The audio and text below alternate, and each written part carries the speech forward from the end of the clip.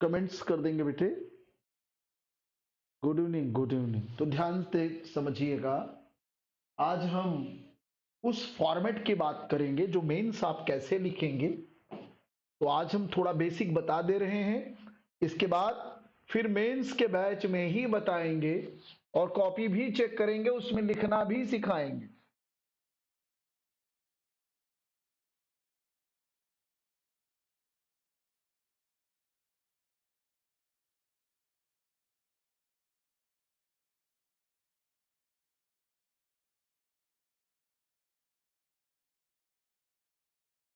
कैसे हमें इतिहास के प्रश्न बेहतर करने हैं, ये हमें जानना होगा।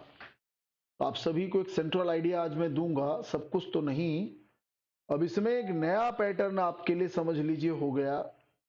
अभी तक तो बस यूं ही क्वेश्चंस करते थे और सारा काम उसमें हो जाता था, लेकिन अब विधा चेंज हो गई है। इस बार टीजीटी पीजीटी 2022 को छोड़ दिया जाए तो आगामी जो नई भर्ती आएगी उसमें भी प्री और मेंस का ही कॉन्सेप्ट रहेगा। इसलिए कमर कस लीजिए, मेंस फॉर्मेट के लिए भी प्री क्वालिफाई करने के पश्चात मेंस की भी तैयारी करनी होगी, मेंस भी लिखना होगा। बिल्कुल होगा, बिल्कुल होगा, परेशान ना हो, बिल्कुल होगा। 80 प्लस वालों का होगा। हमें जो लगता है कि ओबीसी जनरल 80 प्लस वाले होंगे और एससी एसटी उससे भी नीचे सोच सकते हैं, क्योंकि मेंस 18 गुना क्वालिफाई कराना है।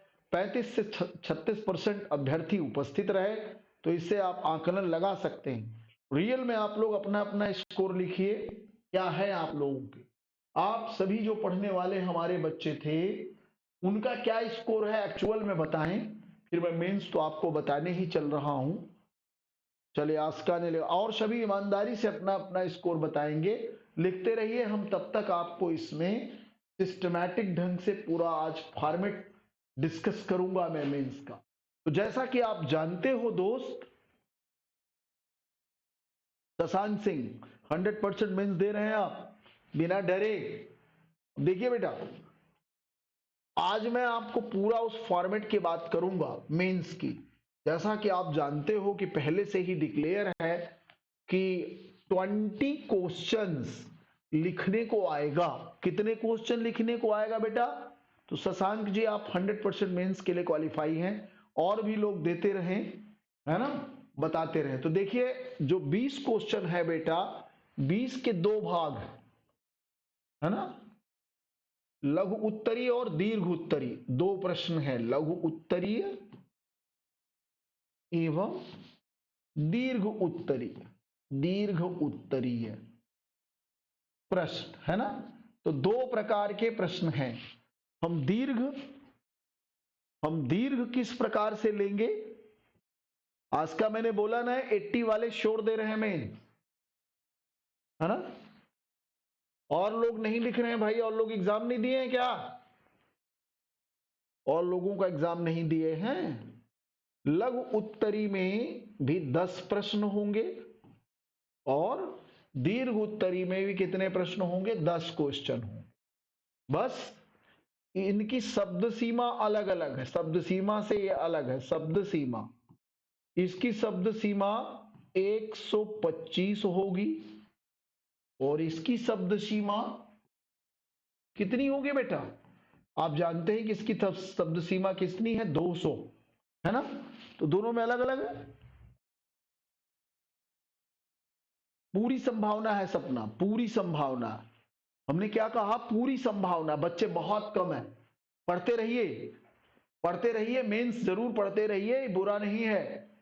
मेंस जरूरत पड़ेगी सभी को इन फ्यूचर, इन फ्यूचर मेंस सभी को जरूरत पड़ेगी। ठीक है बेटा, हमने कहा कि 80 वाले श्योर रहें जनरल ओबीसी, और एससी वाले हैं तो नीचे अपना आराम से आ जाए।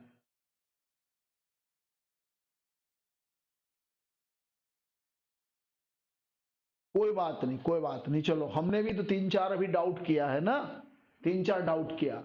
आइए, तो ये जरा आप देखिएगा यहां पर, तो इसके प्रत्येक के अंक कितने हैं? प्रत्येक का अंक प्रत्येक का अंक आपका ये कितने नंबर का है? 8 नंबर का, 8। और इसका प्रत्येक का अंक कितना है? इसमें 12 अंक। तो टोटल कितने अंक हो गए? कुल अंक कितने हो गए? यहां पर 8 गुणे 10 बराबर 80 अंक, और यहां पर 12 गुणे 10 बराबर 120 अंक। अब इन दोनों को जोड़ेंगे तो टोटल मेंस आपका टोटल मार्क्स कितना है? 200 अंक। 200 अंक का आपका मेंस होगा। और इस मेंस में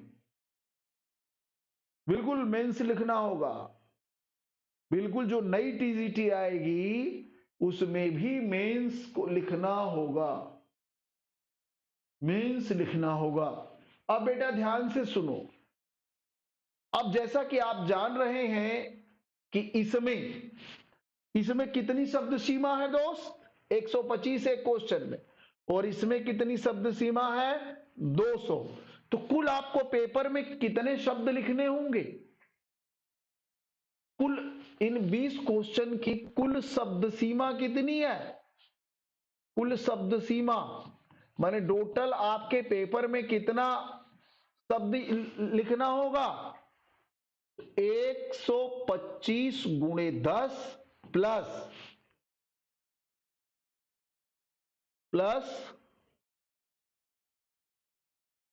200 गुणे 10, तो बराबर कितने आ गए? देखो बराबर कितना हो गया? 1250 इधर हो गया, प्लस 2000 शब्द इधर हो गए। तो टोटल मिला के 2000 और 1200 माने 3250 शब्द। माने टोटल तुम्हारी कॉपी में 3250 शब्दों में पूरा 20 प्रश्न आ रहे हैं। और 20 प्रश्न में 3250 शब्दों का प्रयोग होना है, जिसमें आपका पूरा इतिहास छुपा है। तब होगा 3 घंटे में।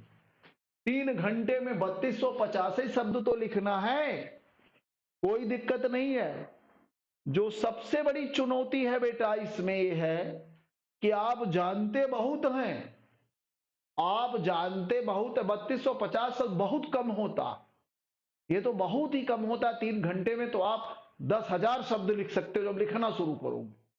आपकी क्षमता 3 घंटे में 10,000 शब्द लिखने की होती है। हाई स्कूल याद करिए, ग्रेजुएशन याद करिए, पोस्ट ग्रेजुएशन याद करिए, है ना? ग्रेजुएशन याद करिए, पोस्ट ग्रेजुएशन याद करिए, सब बहुत ज्यादा आप लिखते हैं।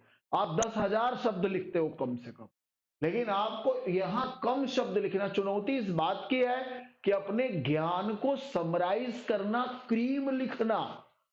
मुख्य बात है प्रश्न का उत्तर कम शब्दों में सारगर्भित देना, है ना? तो आपको बहुत ध्यान पूर्वक लिखना। प्री में टाइम कम पड़ गया हो तो तेजी बढ़ानी होती है। मेंस में आपको 20 क्वेश्चन का ही जवाब देना है, लेकिन वो 20 क्वेश्चन पूरे सिलेबस से होंगे, ध्यान रखिएगा। 20 क्वेश्चन, पूरे 20 क्वेश्चन का बस आपको जवाब लिखना है, जिसमें सिर्फ 3250 शब्दों को लेना। उसमें आपको 150 शब्द करने थे, जिसमें मैथ भी था। कह तो रहा हूं मैं 10,000, मैं आज का कह तो रहा हूं कि 10,000 शब्द से कम नहीं लिखते हो पीजी में, बल्कि और भी बढ़ जाता अगर गिनोगे तो। ठीक है, तो हम ये थोड़ी कह रहे हैं कि आपके पास शब्द की कमी, आप तो भरना शुरू करोगे, न जाने कितना लिख डालोगे। लेकिन इसमें कॉपी आपको लिमिटेड मिलेगी, कम एक पन्ने में पूरा आपको एक पन्ना ज्यादा से ज्यादा मिलेगा दीर्घ के लिए। सेट कॉपी हम फॉर्मेट बनवा देंगे कैसे होता है। और आपको इसके अलावा जो लघु उत्तरी रहेंगे, इसमें आधे आधे पेज मिलेंगे, आधे आधे पेज फॉर्मेट किया हुआ मिलेगा आपको, क्योंकि 125 शब्द होता ही कितना।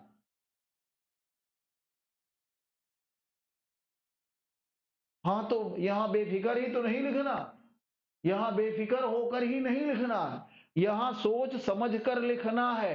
अब आपको मेंस लिखते समय आपको मेंस लिखते समय किन बातों का ध्यान रखना होगा ये आप समझिए। तो जो मुख्य रूप से आपको ध्यान रखना है, प्रश्न का उत्तर लिखते समय दो प्रमुख बातें ध्यान रखनी है। प्रश्न का उत्तर लिखते समय किन बातों का रखे ध्यान? दो प्रमुख बातें हैं। एक है to the point, to the point ही लिखना है, और दूसरी चीज विद इन टाइम। मैं इसमें एक शब्द और जोड़ूंगा, with in time and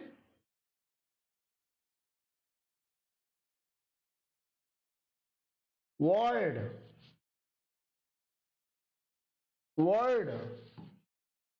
time and words. ये दो बातों का विशेष ध्यान रखना। With in time and words मने आपको करना क्या है कि कम शब्दों में माने टाइम और शब्दों का दोनों का ध्यान रखना। मेंस लिखते समय, मेंस लिखना एक कला है। कम शब्दों में अपनी सारी बात कहना एक आर्ट मानी जाती है। यही है मुख्य परीक्षा का सारांश कि आप कम शब्दों में कैसे अपनी पूरी बात कह दे। पूरी बात है कहां? पूरी बात है प्रश्न। पूरी बात है कहां? प्रश्न। उस प्रश्न का उत्तर आपको सारगर्भित देना है, मतलब सारी बात उसमें कम से कम शब्दों में स्पष्ट हो जाए, भावार्थ निकल के आ जाए कि आपको कहना क्या है, आपको लिखना क्या है, आपको उत्तर क्या देना, आपकी पूरी फीलिंग एग्जामिनर समझ जाए, है ना। तो ये दो प्रमुख बिंदु आपको सदैव ध्यान रखना होगा मेंस लिखते समय। और सबसे बड़ी चीज, निर्धारित प्रश्न का उत्तर लिखते समय आप क्या करेंगे? तीन भाग बनाएंगे। निर्धारित प्रश्न का उत्तर लिखते समय आप क्या करेंगे? प्रश्न को तीन कैटेगरी में बांटेंगे। प्रश्न को क्या करेंगे? निर्धारित प्रश्न को तीन भाग में, तीन भाग इसका बना लीजिए आप। एक भाग तो बनाइए कि जिसके बारे में पूछ रहा है उसका परिचय कम शब्दों में दी, 3 पैराग्राफ बनाइए। दूसरा भाग, मुख्य भाग की चर्चा करिए, मुख्य उत्तर, मुख्य भाग या मुख्य उत्तर, है ना। और तीसरा भाग निष्कर्ष। कोशिश रहे निष्कर्ष हमेशा समालोचनात्मक रहे, समालोचनात्मक रहना चाहिए। निष्कर्ष सदैव समालोचनात्मक रहना चाहिए। यह मुख्य बात आपको सदैव ध्यान देनी है ना। परिचय किसी के बारे में, जैसे मान लो सूफी संतों के बारे, सूफी और भक्ति संतों का एक प्रश्न मान लो बन गया, तो आप क्या करो? सपोज दैट भक्ति और सूफी आंदोलनों का सामाजिक एवं सांस्कृतिक प्रभाव पर वर्णन बताइए। भक्ति और सूफी आंदोलनों का सामाजिक और सांस्कृतिक प्रभावों का वर्णन कीजिए। भक्ति और सूफी आंदोलनों का सामाजिक एवं सांस्कृतिक प्रभावों का वर्णन कीजिए। मान लीजिए ये प्रश्न आपके पास है, तो आप कैसे उत्तर दोगे? तो पहली चीज तो भक्ति और सूफी का यहां पर परिचय दोगे। मान लीजिए आपका प्रश्न क्या रहा, मैं लिख दे रहा हूं, भक्ति एवं सूफी आंदोलनों के सामाजिक एवं सांस्कृतिक प्रभावों का वर्णन कीजिए। ये रहा आपका प्रश्न। हमने आपको ये दे दिया प्रश्न, तो हमने कहा हर प्रश्न के 3 भाग बना लो। पहली चीज तो इसका सामान्य परिचय। सबसे पहले जब ऊपर आप लिखिए प्रश्न का उत्तर लिखते समय आप क्या करेंगे, सबसे पहला चीज आपका ये होना चाहिए दोस्त कि सबसे पहले आपको सूफी और भक्ति आंदोलन का यहां पर परिचय देना चाहिए, है ना। तो भारतीय समाज में सूफी और भक्ति आंदोलनों ने मिलकर सामाजिक मध्यकालीन भारतीय समाज में सामाजिक समरसता फैलाने का काम किया। भक्ति आंदोलन के संत जहां अपनी सरल भाषा में अपनी बात कहने का प्रचार कर रहे थे, वहीं सूफी धर्म प्रचारक भी अपने धर्म की उदार व्याख्या कर रहे हैं। इनके प्रयासों से समाज में तेजी से सुधार संभव हुआ। ये कुछ हमने शब्दावली द्वारा इनका परिचय दे दिया। अब मुख्य उत्तर हमें क्या टारगेट करना है, सामाजिक और सांस्कृतिक प्रभाव। अब हमें और राम कहानी नहीं दिखता है ना, लेकिन एक चीज ध्यान रखना, यही जब आप परिचय लिखिए तो थोड़ा सा कुछ प्रमुख भक्ति संत है ना, जैसे रामानुजाचार्य, शंकराचार्य है ना, कबीरदास आदि ने प्रमुख भूमिका निभाई, और उसी में थोड़ा कुछ सूफियों के भी नाम लिख दीजिए, है ना। सूफी परंपरा में भी आ जाइए, इनमें आपको थोड़ा सा सूफी संप्रदाय के जितने भी जैसे निजामुद्दीन औलिया वगैरह के कुछ स्टेटमेंट जब पढ़ेंगे तो आप आएगा गहराई में, है ना। कुछ उनके नाम ले लीजिए, सोहरावर्दी के नाम ले लीजिए, तो 2-3 संत सूफियों के नाम दे दीजिए और 2-3 भक्ति संतों के नाम दे। प्रमुख सूफी संत ये हैं, प्रमुख भक्ति संतों ने भारतीय समाज के प्रचार प्रसार में सुधार में प्रमुख भूमिका निभाई। तो ये आपका इतने में परिचय खत्म हो जाएगा। इतने में परिचय, अगर आपका 125 प्रश्न वाला है तो कोशिश करिए 30-40 शब्दों में, अगर 125 वाला 30 शब्द सीमा रख लीजिए परिचय के लिए, और लगभग आप 60 से 70 शब्दों में इसका जो है आप यहां लिखिए मुख्य उत्तर सामाजिक और सांस्कृतिक प्रभाव, और इनके लगभग 25 से 30 शब्द में 25 से 30 शब्द में आप निष्कर्ष लिखिए। निष्कर्ष क्या लिखना है, निष्कर्ष ये लिखना है कि सूफी और भक्ति आंदोलन के प्रभाव स्वरूप भारतीय समाज में गंगा जमुनी संस्कृति के विकास में सहयोग मिला, इस्लाम की उपजी हुई कट्टरता के निवारण में भी योगदान मिला, भारतीय समाज का धार्मिक और सांस्कृतिक जो संबंध थोड़ा मजबूत हुआ। बस इतने में काम खत्म कर देंगे, है ना, काम खत्म कर देंगे। आया समझ में, आया समझ में कि नहीं, मुख्यतः समझ में आया। मुख्य उत्तर में आपको सामाजिक और सांस्कृतिक समरसता की बात करनी है ना, समाज के एकीकरण की बात करनी है। सांस्कृतिक में क्या करना है कि हिंदू मुस्लिम एकता में वृद्धि हुई, इसका कला संस्कृति वास्तुकला सभी जगहों पर प्रभाव पड़ा, उसको थोड़ा सा और विस्तार दे देंगे तो पूरा इसमें हम लिखते हुए चले जाएंगे।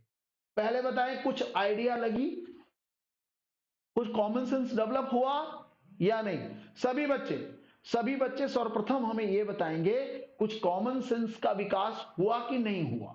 टू दी पॉइंट्स लिखने की बात होती। अभी इसको और वेरिएट करके जब मैं उत्तर लिखाऊंगा तो एकदम पूरा बना बना करके उत्तर मैं आपको लिखाऊंगा। कुछ आइडिया लगी कि कम शब्दों में कैसे लिखेंगे। अब देखिए, यही चीज अगर 200 शब्दों में आएगा तो ये सीमा हम विस्तार कर लेंगे, इसको 40 से 45 शब्द कर लेंगे, इसको हम 100 से 125 कर लेंगे, और इसको हम 50 शब्द तक पहुंचा लेंगे, हैं? इसको हम 50 शब्द तक पहुंचा लेंगे। तो सबसे बड़ी चीज हमारा विषय पर पकड़ होनी बहुत जरूरी है, टॉपिक पर, और कम शब्दों में टू दी पॉइंट्स लिखने की बात हमें करनी होगी। ये महामंत्र है आपके लिए, ये आपके लिए महामंत्र है। और जब मैं मेन शुरू करूंगा पढ़ाना तो प्रतिदिन एक प्रश्न को यहां पर लिखना सिखाऊंगा और उससे संबंधित दसियों प्रश्न आपको लिखने के लिए दूंगा, है ना। 5 प्रश्न तो पक्का, 5 प्रश्न तो पर डे आपको दूंगा लिखने के लिए। और फिर अपने उसमें टेलीग्राम ग्रुप पर आपकी पीडीएफ मंगवाऊंगा, उस पे अंडरलाइन करूंगा, है ना, और उस पे कमेंट्स लिखूंगा कि आपको इसमें और क्या जोड़ने पर आपका अंक बेहतर हो सकता है। समझ में आया? किसी बच्चे को नहीं समझ में आ रही तो बात कर ले, कोई भी बालकगण अगर जिसे अभी बात मेरी ना समझ में आई हो बात कर ले। शशांक सिंह, वीर बहादुर, कृष्ण मोहन, मनोरमा जी, सभी के कमेंट्स आने चाहिए कैसा समझ में आ रहा। इसके बाद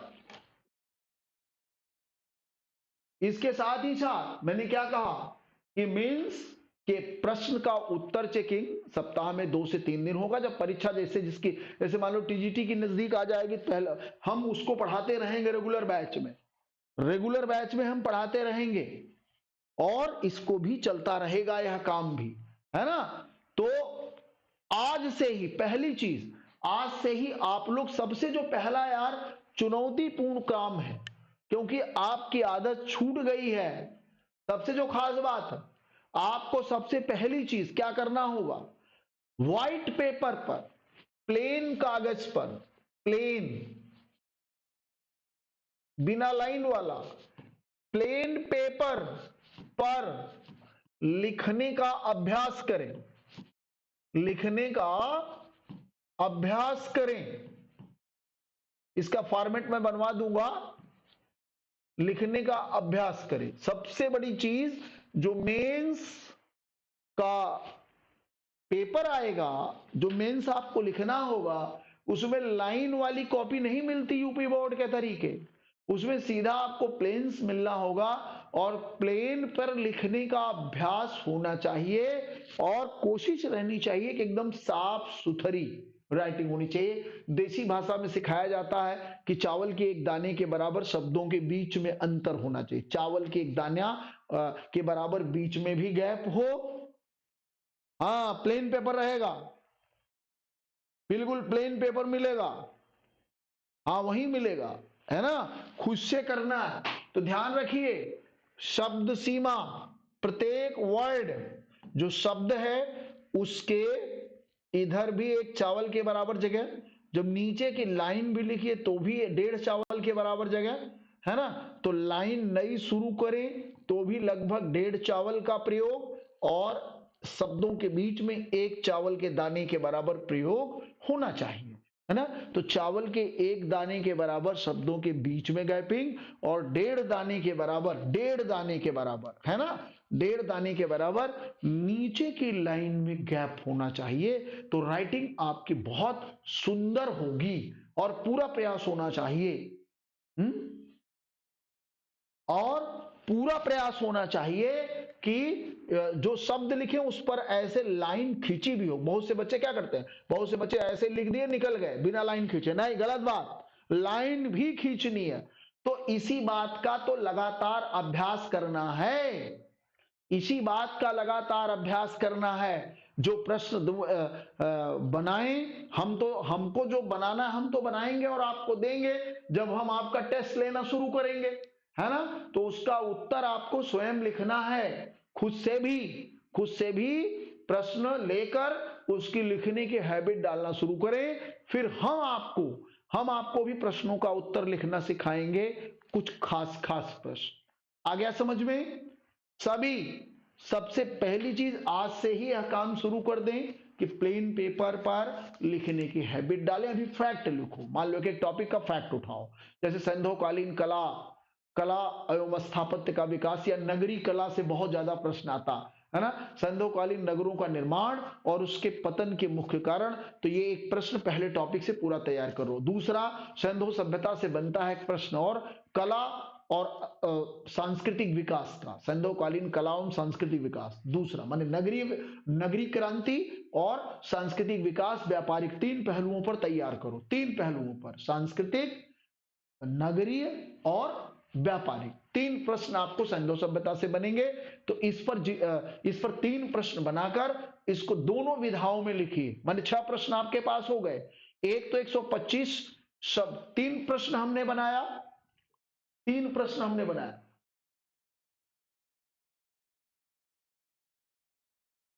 अभी से अभ्यास करो, अभी से अभ्यास करो। 3 प्रश्न, 3 प्रश्न आप सैंधव सभ्यता से समझिए। ऐसे ही प्रत्येक टॉपिक से लेना होगा, उसी से काम हो जाएगा।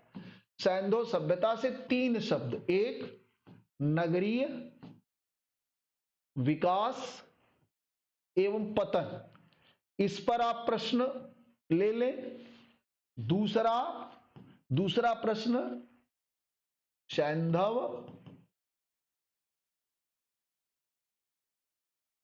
सांस्कृतिक विकास, सांस्कृतिक में हर चीज आ जाएगी, सांस्कृतिक विकास। तीसरा प्रश्न सैंधव आर्थिक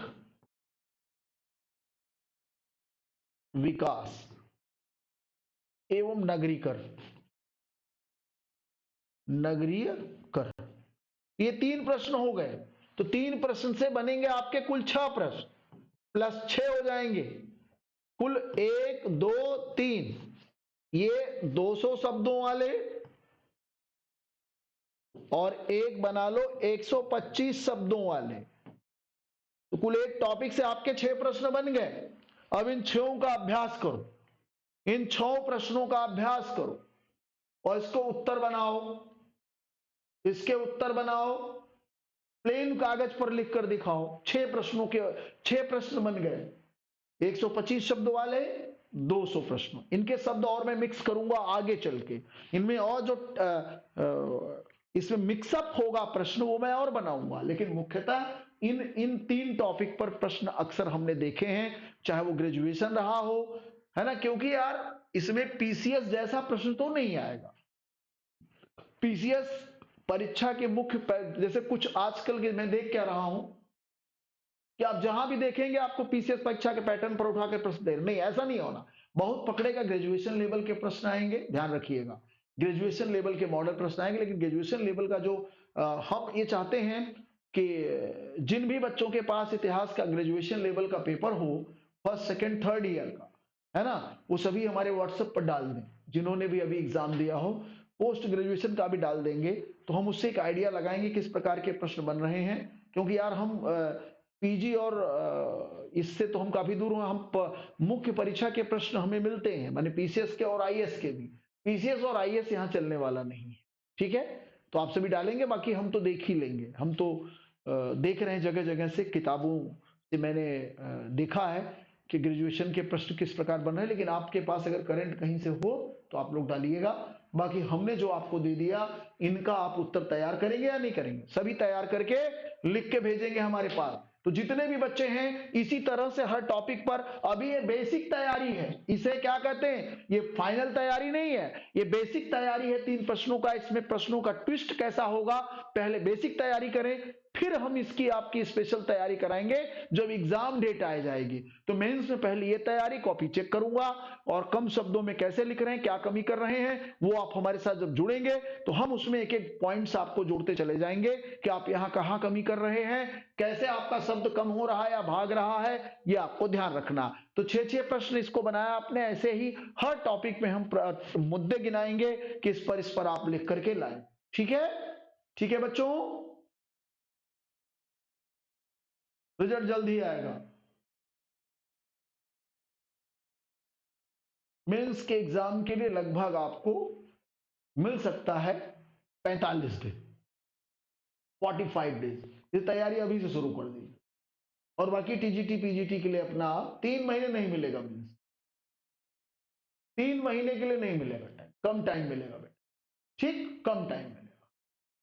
45 दिन मान के चलिए। प्री के लिए मिलता है, मेंस के लिए नहीं मिलता। प्री में मान लिया जाता है बच्चे को बेसिक नॉलेज है, मेंस के लिए आया है, अब उसे अपनी बात को लिख करके दिखाना है, जिसमें आपको पहले से तैयारी करनी पड़े। ठीक है, बात सभी को समझ में आ गई? उम्मीद है कि सभी को समझाई गए पॉइंट समझ में आए होंगे और आप इसको बेहतर ढंग से प्रैक्टिस शुरू कर दें और व्हाट्सएप पर अपने आंसर अभी डालें। इसके बाद स्पेशल ग्रुप बनाऊंगा तो उसमें जो बच्चे एडमिशन लिए होंगे उनका स्पेशली ग्रुप बनेगा और उनको ही फिर इससे बनने वाले स्पेशल प्रश्न होंगे। इन फ्यूचर तैयारी करेंगे आप, ठीक है, क्योंकि संस्था भी समय लगाएगी, मेहनत करेगी, हम भी मेहनत करेंगे, तो आपका कल्याण जरूर होगा। बहुत बहुत धन्यवाद, बस थैंक यू। सभी के कमेंट्स नहीं आए, कुछ बच्चे तो लिखने में भी थकते हैं भाई, कुछ बच्चे इसमें ऐसे, शशांक जी नहीं लिख पाए, कृष्ण मोहन जी की बात नहीं आई, है ना। ऐसे ही बच्चे कुछ इतने लेजी हैं, कुछ अपनी बात कहना ही नहीं चाहते, उनको लगता है कहेंगे तो फंस जाएंगे ना। बेटा अपनी बात तो कहना चाहिए सभी बच्चों को। चलिए कोई बात नहीं, ये समझ में आ गया नहीं धीरे धीरे बात। ऐसे ही आपको आगे बढ़ना पड़ेगा, तभी आप चीजों को समझ पाएंगे, अन्यथा आप दूर हो जाएंगे। इसे पॉइंट्स की बहुत जरूरत है, इस फैक्ट के साथ साथ पॉइंट्स चाहिए और भाषा क्लिष्ट ना होने पाए, भाषा का बेसिक ज्ञान होना चाहिए। बहुत ज्यादा अलंकारिक शब्दों का भी नहीं प्रयोग करना, सामान्य शब्दों का इसमें प्रयोग करना है, जिससे आप बेहतर ढंग से।